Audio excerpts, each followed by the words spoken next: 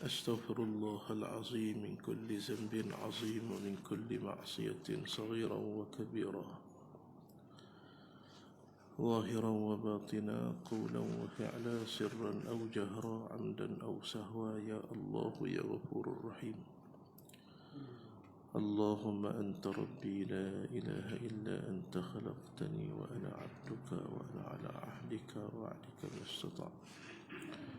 أعوذ بك من شر ما صنعت، أبوء لك بنعمتك علي وأبوء بذنبي فاغفر لي فإنه لا يغفر الذنوب إلا أنت.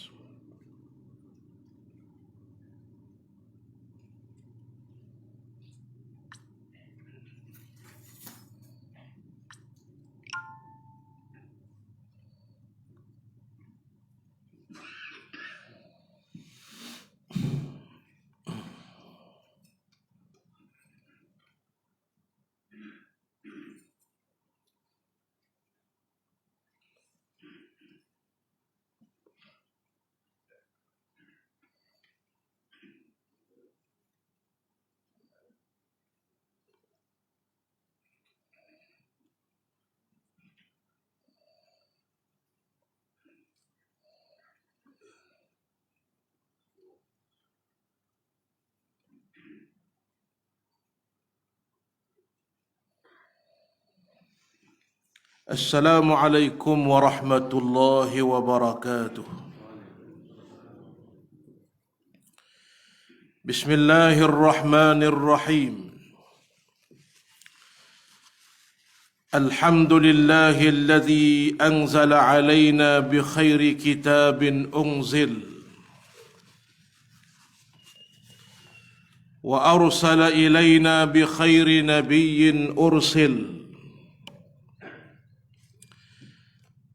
اللهم صل وسلم وبارك وعظم على سيدنا محمد الفاتح لما أغلق والخاتم لما سبق، ناصر الحق بالحق والهادي إلى صراطك المستقيم،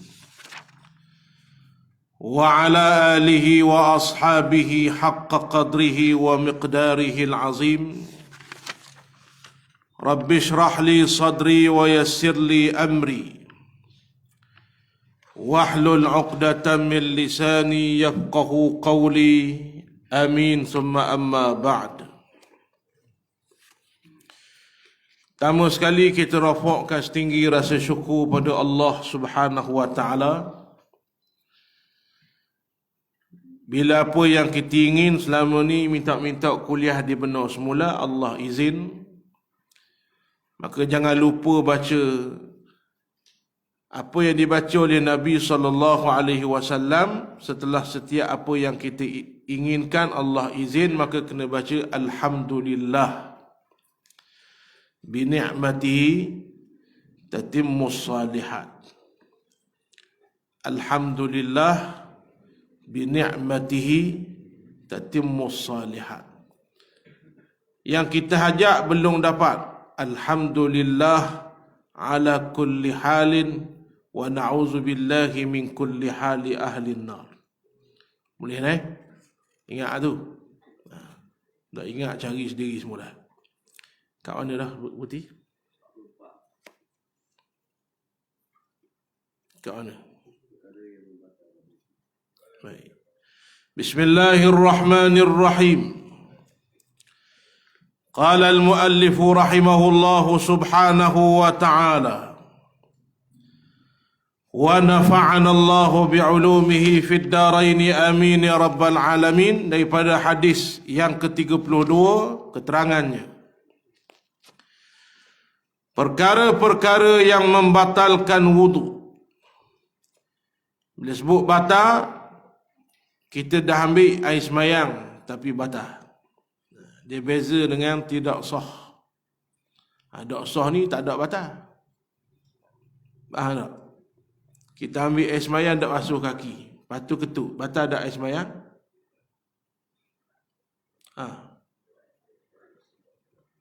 Tak faham? Ambil air semayang tadi tak basuh kaki, lepas tu ketuk, batal tak semayang? Dok batal, dok sah. Awal-awal lagi tidak sah. Hai sembahyang kita sah dah. Istuh bini, baru batal. Faham tak?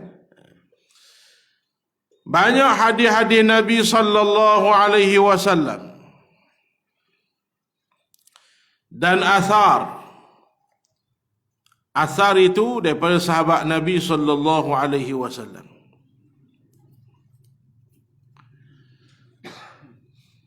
Yang menerangkan perkara-perkara yang membatalkan wuduk dengan panjang lebar. Kesimpulannya seperti berikut. Pertama, keluar sesuatu dari salah satu daripada dua jalan, yakni kemaluan, kubul dan dubur. Khuruju syai'in min ahadis sabilain, keluar sesuatu daripada salah satu dua jalan. Kena faham bab ni tuan-tuan sekalian. Marilah masalah ke mana pun kita fahamlah lagi. Apa makna keluar? Khuruj, keluar. Dia main tak keluar, tak batal. Berasa ada air kencing main di apa nama kemaluan kita, tak keluar. Dia turun naik, turun naik. Selagi mana tak keluar, tak batal. Apa yang keluar? Syai'un, apa saja. Bahkan kalau keluar perkara yang nadir, jarang, ataupun macam mustahil, tapi keluar, batal. Keluar radio, contoh. Itu mustahil mana? Tuan-tuan sekalian, keluarlah apa pun. Keluar apa nama, skudeba. Apa saja keluar tu, batal sembahyang. Barang yang keluar tu najis tak najis tu bab lain. Tu bab lain pula. Keluar apa saja daripada dalam, daripada salah satu dua jalan, maka batal sembahyang. Yang keluar tu al-baul, air kencing. Diri barang yang keluar tu najis. Yang keluar tu screwdriver, batal sembahyang. Screwdriver tu basuh, sucilah dia. Faham? Lepas tu ada air kopi apa? Serigala. Nak musang? Serigala tu. Faham? Betul tak? Yang masuk dalam tubuh, batang tubuh, musang. Keluar melalui dua jalannya. Air sembahyang musang batal ke tak? Bukan nak cakap tu. Nak cakap kopi tu najis tak najis? Dirinya tak najis. Faham? Diri kopi itu tak najis. Di sekeliling kopi itu kena apa nama? Najis, maka jadi najis. Basuh kopi itu boleh minum tak? Boleh. Faham? Itu hukum. Gamak tak gamak, bab lain. Itu bab lain. Jadi tuan-tuan sekalian, barang apa yang keluar batal air sembahyang daripada dua jalan tu, apa saja. Keluar masuk semula, batal. Kira keluar. Cacing keluar kok dubur. Dia olor kepala. Dah panas hari ni, masuk semula. Batal air sembahyang. Maka, apa saja yang keluar daripada dua jalan membatalkan air sembahyang. Yang keluar air kecing, najis. Air kecing itu najis. Yang keluar air mazi, najis. Yang keluar tu air wadi. Air wadi ni masa letih berdoa, akak barang berat, dia ketul jalan keluar, pekat. Air wadi. Air mazi, air syahwat. Yang keluar tu air mani. Bukan batas sembahyang, bahkan hadas besar. Tapi mani itu tidak najis. Air mani najis tak? Tak najis. Kalau tak najis lah kita daripada mimmaniyin yumna. Betul tak betul? Maka tuan-tuan sekalian, apa saja yang keluar daripada dua jalan, faham tak ni? Batal air sembahyang. Yang kedua, hilang akal disebabkan mabuk. batal air semayang.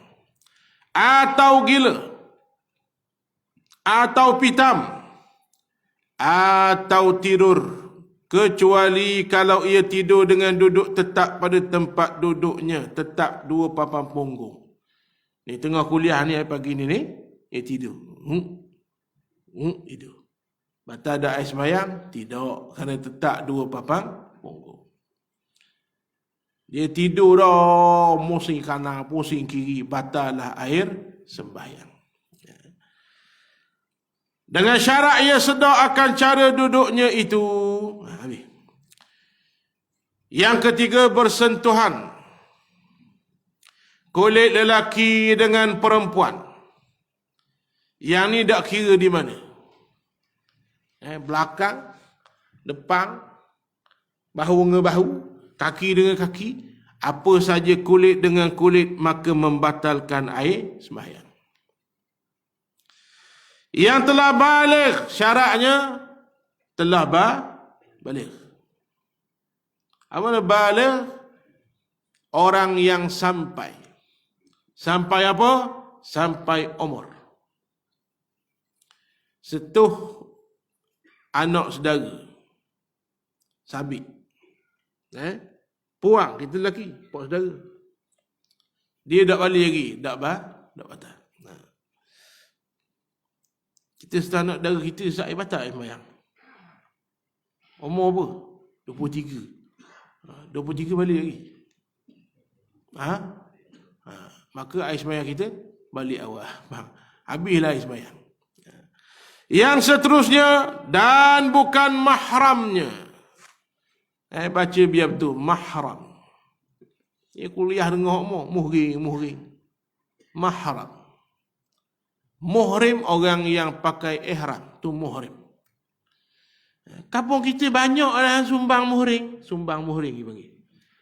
Muhrim orang yang pakai ihram, mahram orang yang haram kahwin. Ada yang haram muabbad, haram selamanya. Mak kita, adik-beradik kita, mak mertua kita, hatta dah cerai dengan bini kita, mak tua kita haram nikah sampai bila-bila. Itu haram muabbad. Isteri Nabi SAW haram muabbad. Ada yang mahram dipanggil mahram yang muakkad, yang sementara. Kita nikah bini kita, adik bini kita haram nikah. Tak boleh bahang dua-dua. Bini kita mati, boleh selalu nikah dengan dia. Dia panggil haram muakkad. Maka yang bukan mahram, yang tidak haram, yang telah balik dan yang bukan mahram, maka kita sentuh, batallah air sembahyang. Dengan tidak berlapik. Maknanya kalau berlapik, maka tidak batal air sembahyang. Baik. Kita sentuh perempuan lain, batal air sembahyang suku. Haram hukumnya suku. Faham?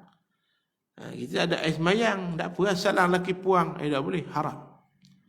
Menyentuh perempuan yang ajnabi lebih baik peluk babi daripada sentuh perempuan yang ajnabi. Ini barang-barang, masalah barang-barang sekali. Hari raya, bulan Ramadan, taat perintah Allah. Nasi butir pun nak makan. Betul tak betul?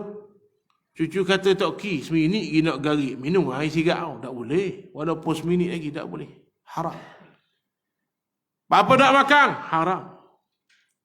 Boleh-boleh ada hari pertama rayanya salam habis. Hak boleh salam, tak boleh salam, salam habis.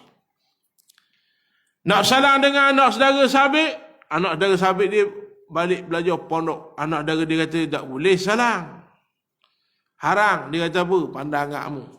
Buah pandang sangatmu payah. Akhir sekali tuan-tuan sekalian, kita buat benda yang diharamkan oleh syarak. Habis. Maka dia beza sentuh kemaluan bikafil yad. Bibatnil yad. Ada pun sentuh kulit, mana-mana nama kulit batal.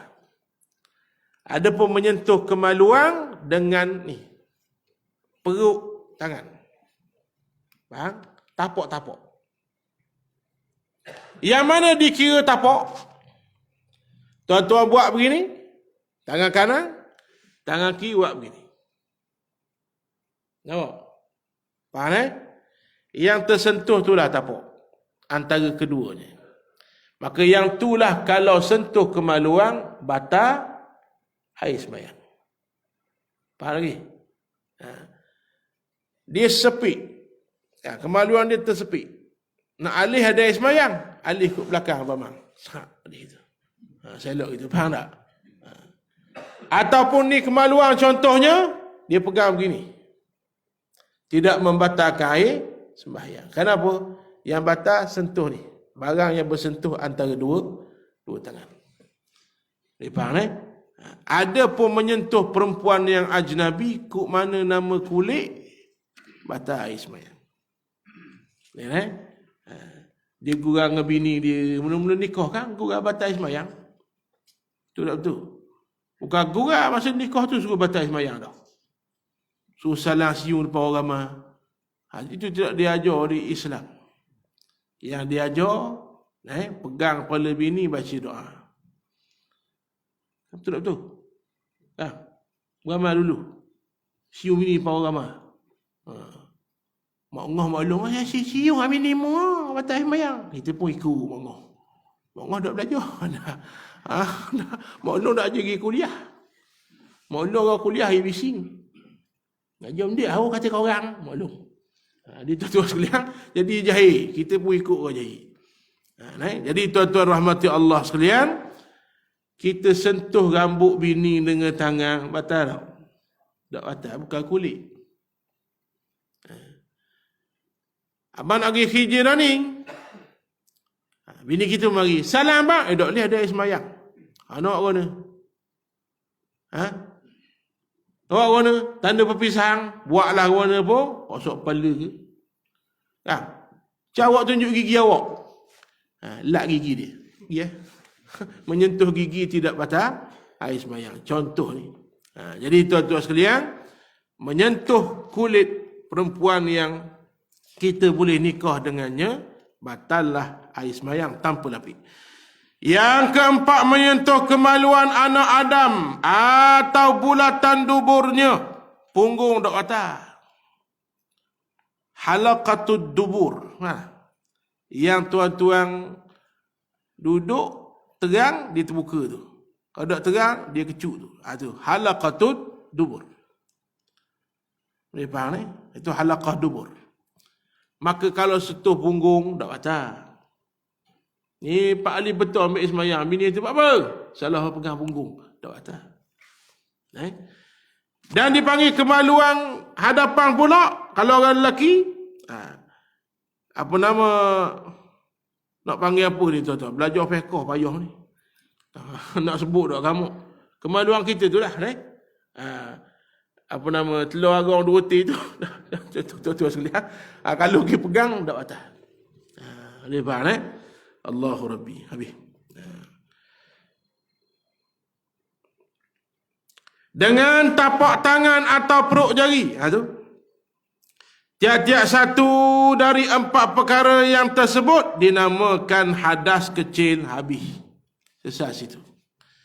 Mana selain daripada itu, tidaklah terbatal air wudu dan tidaklah kita berhadas kecil selagi mana kita berwuduk dan tak buat 4 perkara yang disebut tadi. Boleh faham Baik, tuan-tuan semayang pijak tarik cicak, batal ada air semayang. Tuan-tuan semayang pijak tarik cicak, batal ada air semayang. Ni penting tengok balik. Tengok 4 tu ada tak? Ada tak perkara yang membatalkan wuduk tadi kita belajar? 4 tadi ada tak? Tak ada.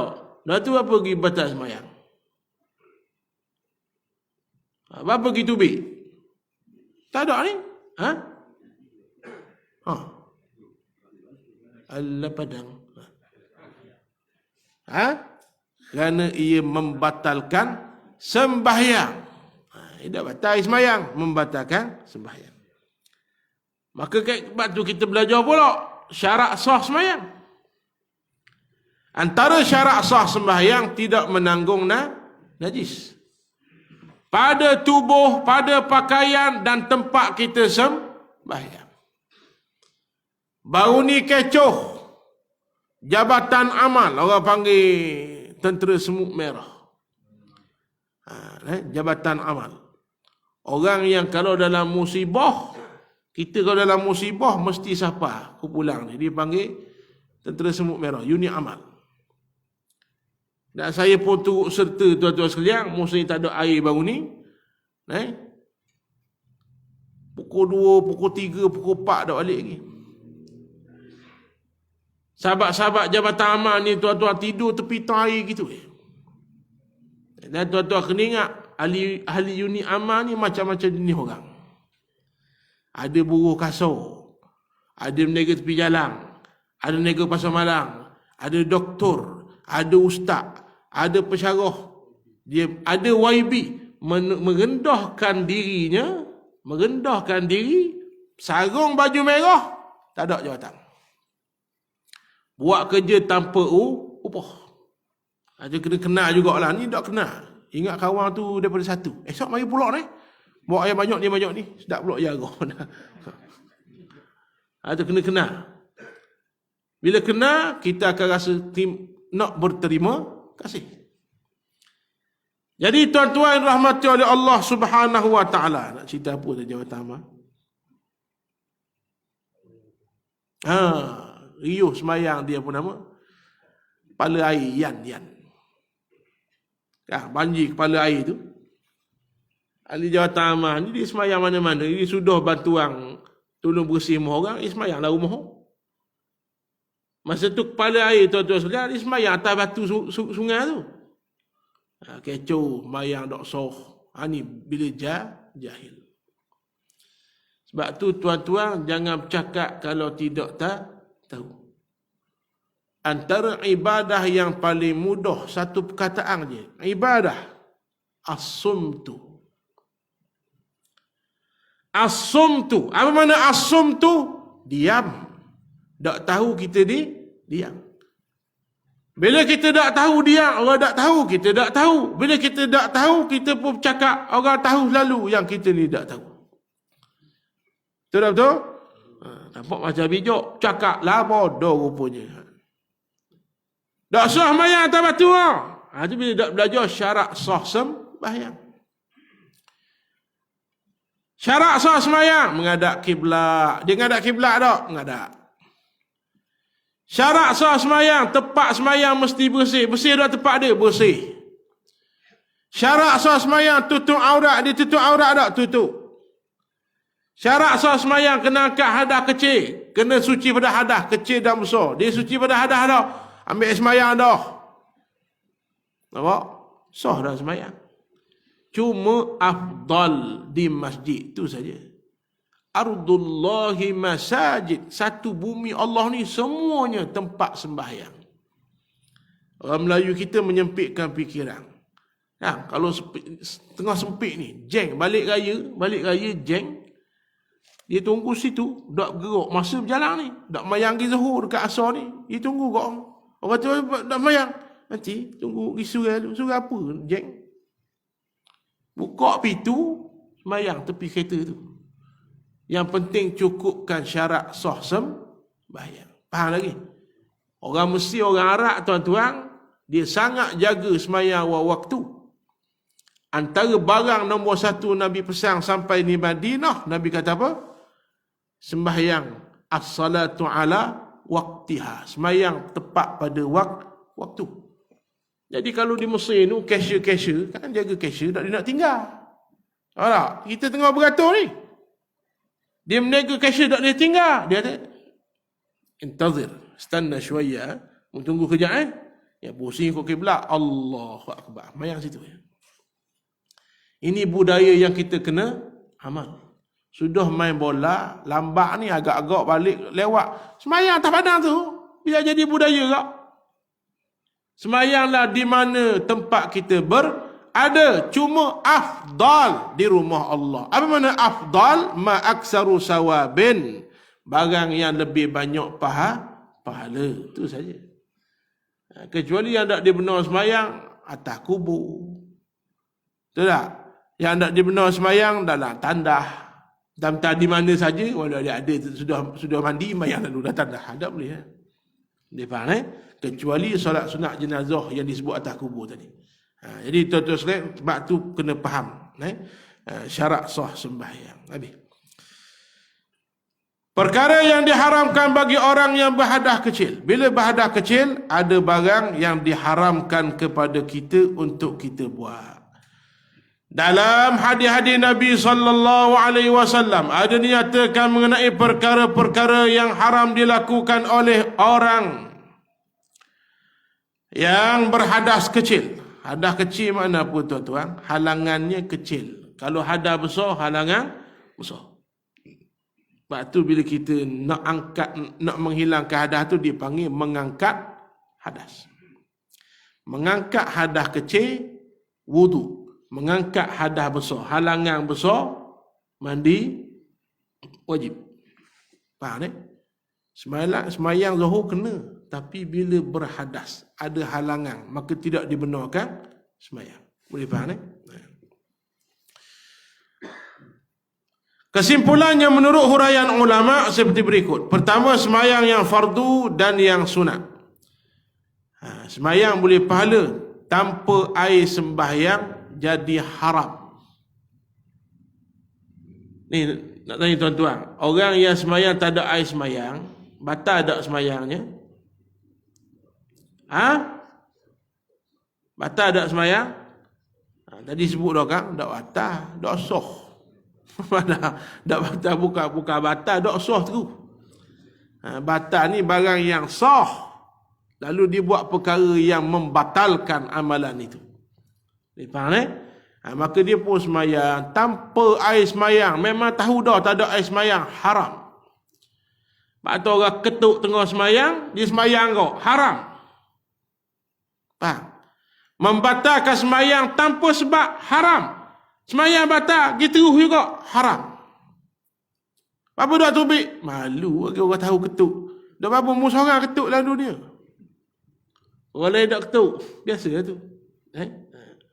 Kecuali, ada kecuali. Likulli qawaidatin mustasnayat. Kecuali 3 barang Nabi sebutlah hadis sahih, yang kalau kita buat, tidak terkira salah, terlupa, dipaksa. Tak ada air semayang tu, terlupa. Faham? Faham ni? Tidak ingat, tak ada air semayang, sampai aku mati. Tak ingat hal tu, maka tak apa. Dimaafkan. Tapi kalau tengah semayang terlupa tak ada air semayang, wajib. Baru teringat. Dia semayang tadi, dia ingat ada semayang. Tengah semayang baru teringat lah kereta diketuk. Wajib batalkan segera. Dia semayang habis dah, baru teringat. Dia semayang habis dah, baru teringat. Nak buat mana? Wajib ulang sembahyang. Ustaz Air, tu imam Ustaz Air. Dia tu imam. Sembahyang subuh pagi Jumaat pula. Sujud sejadah. Habis suti surah sajadah. Habis satu surah Al-Insan. Sudah sembahyang baru sudah. Tak mandi wajib pagi tadi. Nak buat ke mana tuan-tuan? Nak buat ke mana? Nak buat ke mana? Tuan-tuan, dengar macam kelakar. Betul tak? Perkara ini pernah berlaku pada Nabi SAW. Nabi tidak pelupa, namun Allah lupakan Nabi untuk jadi iktibar pada kita, kerana Nabi itu sahibus syariah. Nabi Muhammad digelar sahibus syariah. Apa makna sahibus syariah? Apa Nabi buat, jadi syariat. Betul tak betul? Maka kalau berlaku ke kita, nak buat mana? Dan kalau tak berlaku ke Nabi, nak ikut mana? Maka Allah takdirkan jadi pada Nabi. Satu hari tengah semayang dah ni. Tengah semayang, Nabi teringat tak mandi wajib pagi tadi. Tengah semayang subuh ni. Tengah semayang lah. Nabi berhenti. Kumu, ala makanatikum. Nabi kata, duduk situ. Teruskan semayang. Nabi batal semayang, Nabi pusing belakang, Nabi kata, kekal di posisi masing-masing. Teruskan semayang. Nabi masuklah rumah, mandi wajib, Nabi tubik, Nabi sambung jadi itu imam. Faham? Faham tak? Maka dalil ni kata ulama yang batal adalah tu imam. Semayang makmum sah tak? Sah. Cuma kalaulah sudah semayang baru sedar, maka ketika itu tidak dapat pahala jamaah itu saja. Maka ulama kata jangan pergi kabur korang. Jangan pergi kabur dah kalau sudah dah. Sudah ramai subuh, pergi kabur. Minta maaf, saya dah ingat ni wajib. Jadi membuka air, dah ayah kabur. Teruskan, wak senyap, wak relax. Cuma kalau orang ajak minum, ada hal, dah ada andi wajib. Jangan pula pergi minum air ada matahari naik dah. Tu sengaja meninggalkan semayang dosa besar. Boleh faham? Ada hal balik tembur balik. Hak surah, ahli surah 500 orang pagi tu sah sembahyang. Cuma tidak dapat pahala jamaah itu sahaja. Boleh faham? Tak payah kabur tak ada ayah. Kerana kabur lebih besar mudaratnya, boleh menyebabkan aib diri sendiri. Kecuali sedar tengah semayang. Kat kita payahlah, tubik gitulah pakai orang lain ganti. Rasulullah rumah tepi masjid. Lepas tu banyak ulama dia buat rumah tepek dengan masjid. Tugu Jadi, Tugu Nek Aziz, tu tak? Semua rumah dekat masjid. Ayah anda saya tiap rumah dia surah sebelah buka surah. Zaman duduk di Teluk Mah surah sebelah rumah. Buka pintu surah dia. Pindah ke Duyung, surah sebelah rumah juga. Kena ganggu di Duyung tu, kena ganggu. Dua-dua adik perempuan kena gacah semua. Jual rumah tu, buat rumah di Serkam, atas bukit. Tuan-tuan sekalian, gitu juga. Buka pintu, jember surah. Ini amalan para ulama dulu. Mengikut apa yang dibuat oleh Nabi SAW. Paling kurang kita tak ada surah pun biar ada bilik semayang. Yang kita ni lah rumah. Faham? Biar ada bilik, tak ada bilik khalwat pun biar ada bilik sembahyang. Ni bilik sembahyang tak ada. Bilik geng. Bilik geng cukup dekat. Tak marah, main nak main pun. Tapi cukup dekat bilik sembahyang tak. Jadi tuan-tuan sekalian, maka Nabi SAW pun pernah berlaku. Maka kalau terlupa, dimaafkan. Nabi. Yang kedua, sujud tilawah. Yang orang kita panggil sujud sujud sejadah. Nama asalnya sujud tilawah. Yang ni sujud kerana membaca ayat-ayat sejadah dalam Quran. Kita baca Quran yang tak boleh pegang. Hadah kecil, saya berarti 7 suku boleh. Hadah kecil tak boleh pegang Quran ni. Pegang. Faham Ada pun kita tak pegang, kita baca ayat Quran boleh. Yang baca tak boleh, pegang tak boleh, hadah besar. Dia tengah adik-adik ada ngaji Quran, haram. Faham? Kecuali niat zikir, tu pun barang yang dah biasa dia baca. Orang puan ibu-ibu mari dia memang beramal dah ayat kursi. Memang beramal dah, maka dibenarkan baca, namun niat zikir. Faham Maka dia pun baca Quran. Tak ada air semayang ni. Baca, dia tak pegang. Baca boleh. Siapa dekat ayat tilawah? Lebih kurang berapa tepat? 13 tepat lebih kurang. Tuan-tuan sekalian, ada ayat tilawah. Lambat sedikit. Yang kita panggil ayat sajadah. Betul tak? Siapa ayat tu? Tuan-tuan tengah semayang. Tengah duduk saja, tengah baca Quran. Sunat juga sujud sajadah. Sunat sujud sajadah. Yang ni yang kita kena ingat ni, musim-musim tadarus Quran, siapa ayat tu pakat menghadap kiblat, sujud ramai-ramai. Itu pun disyarat ada air sembahyang. Boleh faham